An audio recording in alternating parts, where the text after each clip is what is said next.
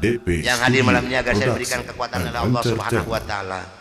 Karena yang paling sulit untuk disampaikan kembali oleh saya, maaf, 2 kabupaten. Yang pertama Kabupaten Kuningan di Cigugur, ini sekitar 45% lagi.